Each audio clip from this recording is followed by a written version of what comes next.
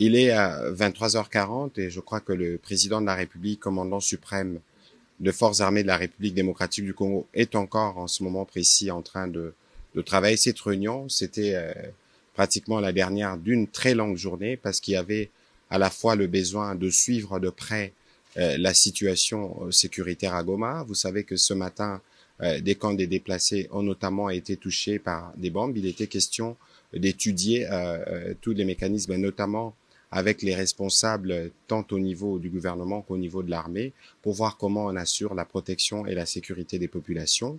Parallèlement à cela, vous avez suivi qu'il y avait aujourd'hui la demande de la République démocratique du Congo, une réunion publique du Conseil de sécurité qui s'est tenue spécialement ce dimanche, où la ministre d'État, ministre des Affaires étrangères, a eu l'occasion de présenter la situation globale et c'est que la République démocratique du Congo souhaite.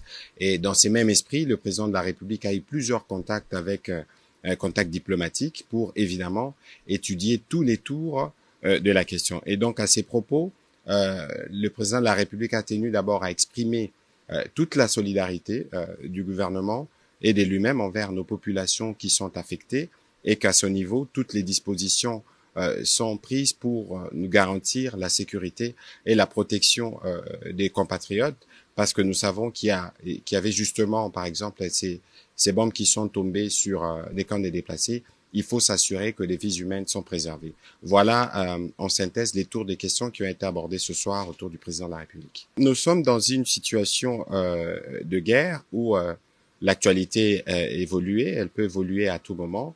L'idée ici, c'était de regarder qu'est-ce que nous devons faire pour assurer que nous avons protégé nos populations. On ne va pas aller dans un débat spéculatif parce que nous sommes le gouvernement autour du président de la République et comme nous le faisons habituellement, nous aurons l'occasion de revenir au regard de l'évolution de la situation pour vous faire le point. Mais pour ce soir, la priorité était de regarder, notamment avec les responsables militaires, comment on préserve les vies humaines. Vous savez qu'il y avait la détermination des autres.